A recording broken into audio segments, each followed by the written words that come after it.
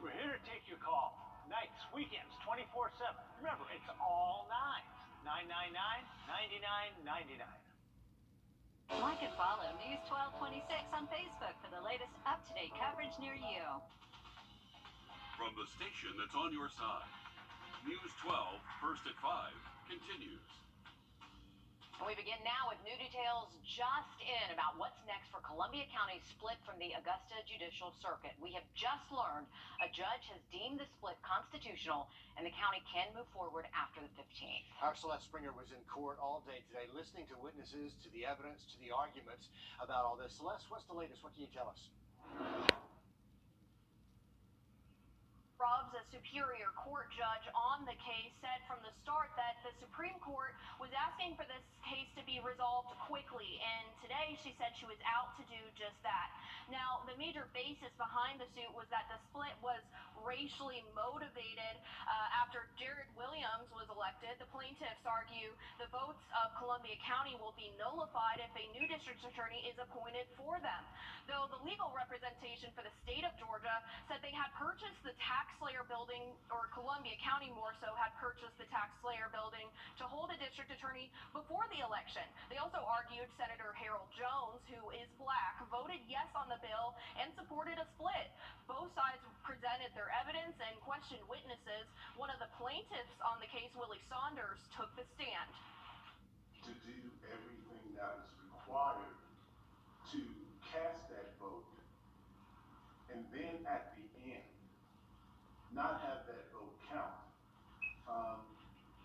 is tantamount to being 3/5 of a person. And an attorney representing Saunders tells us they plan to appeal, and if they do appeal, that will go to the Georgia Supreme Court. Coming up at 6 o'clock, I'm working on a full story about all of this, hearing more about what people said in front of the bench, and also taking a look at what the plaintiffs called bombshell evidence. It's a text message from Representative Barry Fleming. But for now, this judicial split gets the green light. Celeste Springer, thanks for following this story for us from Columbia County. Time now to talk weather. Let's check in with First Alert Chief Meteorologist Riley. From the station that's on your side, this is News 12 at 6 o'clock. Well, it is enough to make your skin crawl. Nearly 20 snakes found in one Augusta home. Hear why the owner thinks they picked her house to take over. Plus, what started as a missing persons case, now a murder investigation. What we know about the disappearance of Alfonso Green and the suspects now charged with his death.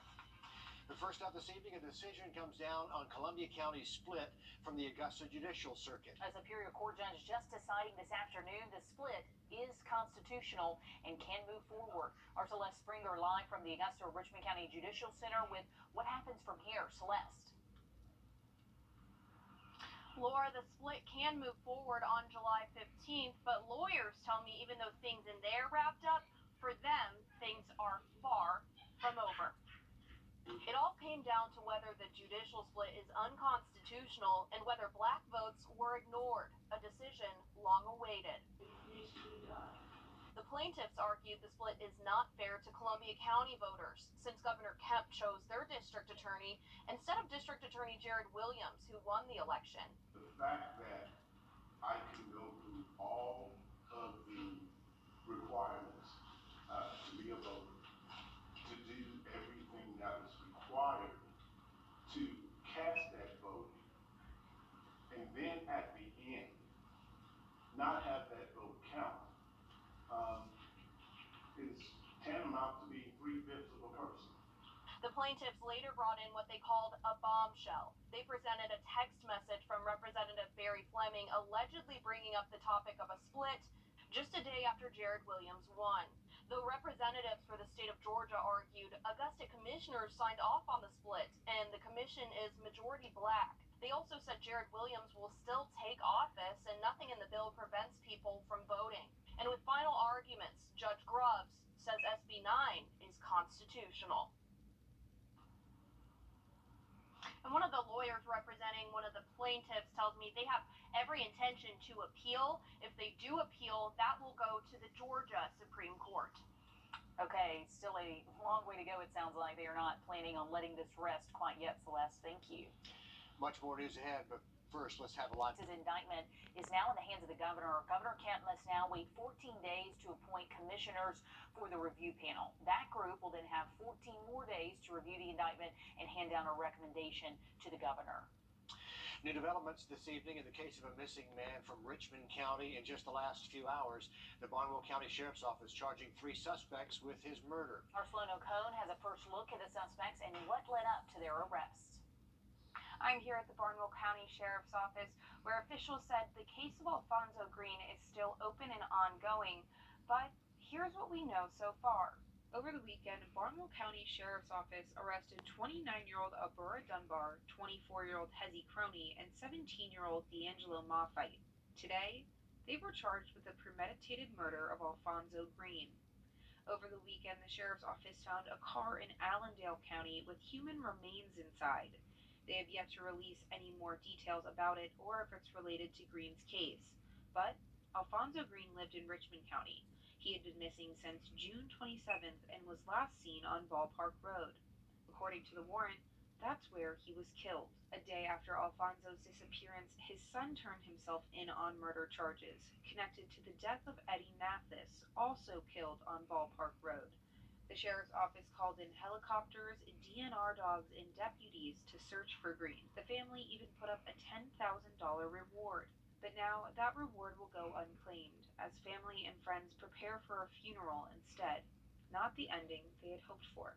We'll make sure to update you on the latest as more information develops. In Barnwell County, Sloan O'Cone on your side.